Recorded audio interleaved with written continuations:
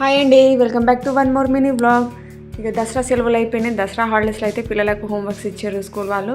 Dasara holidays అయితే ఇటు చూసేసరికి అయిపోయినాయి. సరే, తర్వాత వీళ్ళకైతే fruits and vegetables numbers charts పైన స్టిక్ చేసుకొని తీసుకురామని చెప్పారు.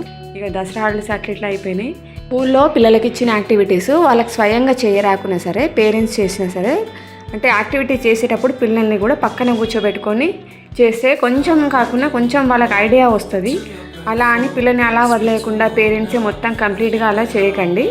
పిల్లలకి ఇలా ఒకటి కాకపోయినా ఒకటి చిన్న ఇవి పనులు వాళ్ళకు కూడా ఇస్తే ఎక్సర్సైజ్ చేసినట్టు ఉంటుంది, వాళ్ళకు కూడా గుర్తుంటుంది. వాళ్ళకి చేసిన యాక్టివిటీ అనేది ఎలా చేయాలనేది కొంచెమైనా అర్థమవుతుంది.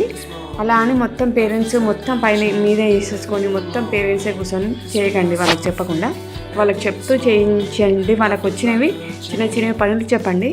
మా అయితే ఇట్లా కంప్లీట్ అయిపోయింది. Alphabets and fruits vegetables numbers అయితే ఇక స్టిక్ చేసేసినాము. ఇక్కడ ఆల్ఫాబెట్స్ కొన్ని దొరకలేవు, అవి పెన్సిల్తో డ్రా చేసి వాటికి తనకు నచ్చిన కలర్స్ని అయితే వేసేసింది.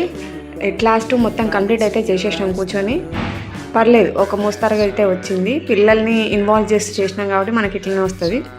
మీ పిల్లలు కూడా ఇట్లా స్కూల్లో హోంవర్క్ ఇచ్చారా, వాళ్ళతో యాక్టివిటీ చేయించారా? కామెంట్ చేయండి. మీకు నచ్చితే లైక్ చేయండి. Please do subscribe. Thank you for watching this video. See you in the next vlog.